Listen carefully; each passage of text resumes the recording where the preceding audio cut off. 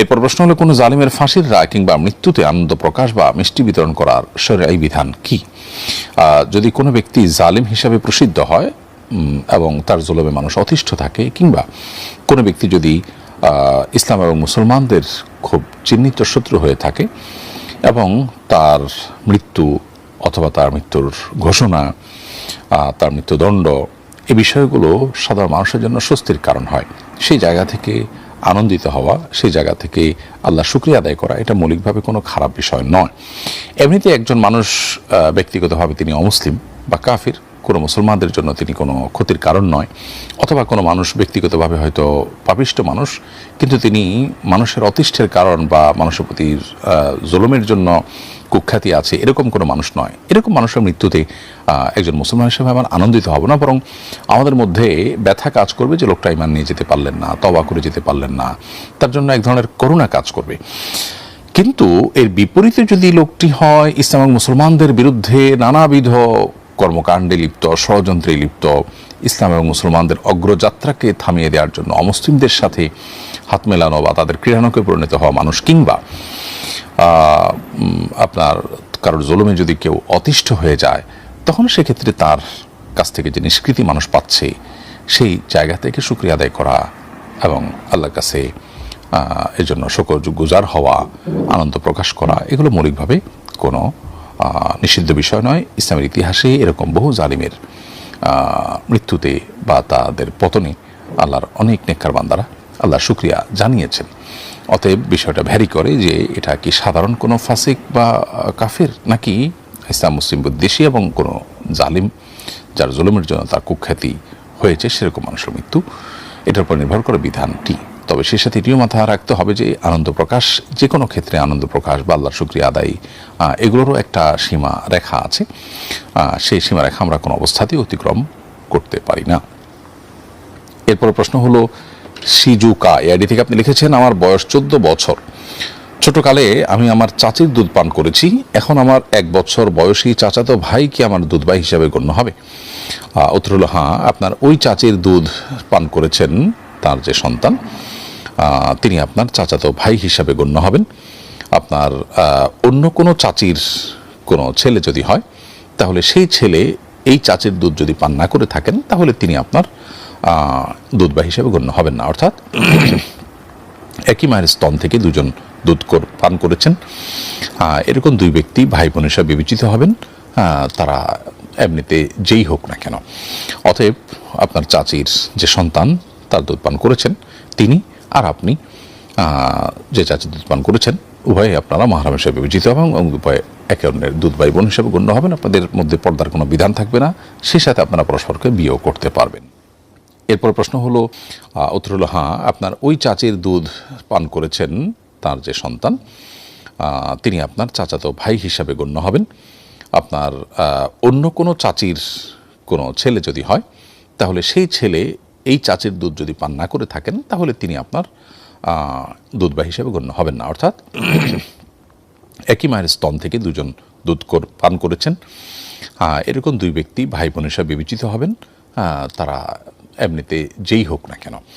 অতএব আপনার চাচির যে সন্তান তার দুধ পান করেছেন, তিনি আর আপনি যে চাচির দুধ পান করেছেন, উভয়ে আপনারা মাহরাম হিসেবে বিবেচিত হবেন এবং উভয়ে একে অন্যের দুধ ভাই বোন হিসেবে গণ্য হবেন। আপনাদের মধ্যে পর্দার কোনো বিধান থাকবে না, সেই সাথে আপনারা পরস্পরকে বিয়েও করতে পারবেন না।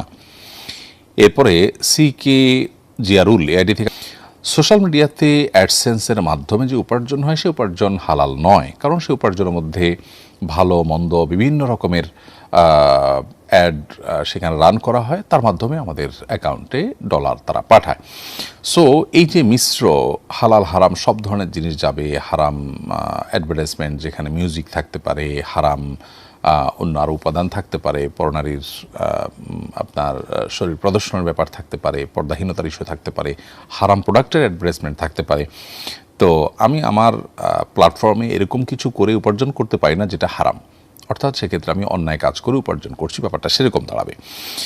তবে এখানে কাস্টমাইজ ভিডিও প্রচারের মাধ্যমে আমরা ইনকাম করতেই পারি। ভিডিওর মধ্যে কোনো কোম্পানির সাথে চুক্তি থাকলেও তাদের অ্যাড, নির্দিষ্ট অ্যাড যেটাতে হারাম কিছু নেই, সেটা আমি চালালাম, এবং সেটা লোগো হিসাবে থাকলো বা সেটা ভিডিওর ব্যাকগ্রাউন্ডে থাকলো বা কোনো জায়গায় থাকবো বা স্ক্রলে থাকলো, কোনোভাবে তাদের সাথে চুক্তি করে আপনি উপার্জন করলেন, সেটি আপনার জন্য হালাল হতে পারে যদি আপনি আপনার ভিডিওতে কোনো হারাম কোনো কিছু না দেন, যেমন ব্যাকগ্রাউন্ড মিউজিক ইত্যাদি যদি না থাকে, তাহলে সেক্ষেত্রে এটি আপনার জন্য হালাল হতে পারে।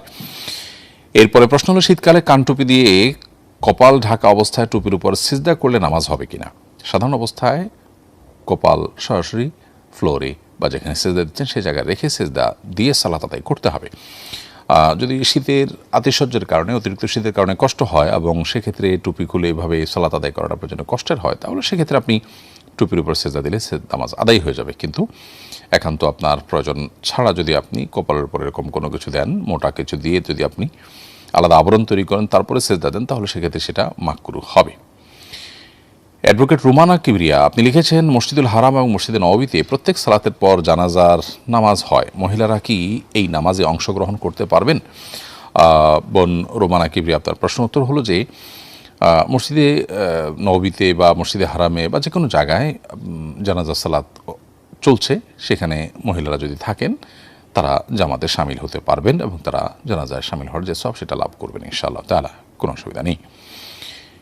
এরপরে প্রশ্ন হলো, কেবলার দিক থেকে মুখ কতটুকু ডানে কিংবা বাঁয়ে সরে গেলেও নামাজ সহি হবে?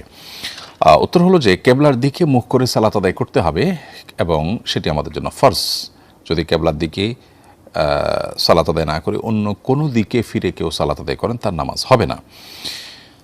এখন প্রশ্ন হলো যে কেবলার দিক থেকে যদি মুখটা একটু এদিক ওদিক সরে যায় নামাজ হবে কিনা? উত্তর হলো যে মুখ যদি এদিক ওদিক সরে যায় তাতে নামাজে অসুবিধা হবে না, অর্থাৎ নামাজ হয়ে যাবে। যদিও কেবলার দিক থেকে খুব প্রয়োজন ছাড়া ডানে বামে মুখ সরানোটা অনুচিত এবং সালাতের কোয়ালিটি নষ্ট করে মাকরুহ করে দেয় সালাতকে, কিন্তু এর ফলে সালাত ভঙ্গ হয়ে যাবে না যদি মুখ একটু এদিক সেদিক হয়ে যায়। আর যদি পুরো বডি ঘুরে যায় বা আপনার বুক এটা যদি ঘুরে যায়, সেক্ষেত্রে আপনার সেই ঘুরে যাওয়াটা যদি 45 ডিগ্রিরও বেশি হয়, তাহলে সেক্ষেত্রে নামাজ হবে না। আর 45 ডিগ্রির কম যদি থাকে, হালকা একটু অ্যাঙ্গেল হলো ডানে বা বামে, তাতে নামাজ ভেঙে যাবে না, বরং নামাজ হবে। তবে খেয়াল রাখা দরকার যে বিনা ওজরে আমাদের কেবলা ডানে বামে মুখ করা যেমন উচিত নয়, ঠিক তেমনিভাবে একেবারে কাটায় কাটায় কেবলামুখী হওয়া এটা সালাত বিশুদ্ধ হওয়ার জন্য শর্ত নয়। 45+ ডিগ্রি যদি ঘুরে যায় তাহলে সেক্ষেত্রে সালাত নষ্ট হওয়ার প্রশ্ন আসবে। এরপরে প্রশ্ন হলো, মাসখানেক আগে আমার একটি কম্বলে বাচ্চার পেশাব লেগেছে।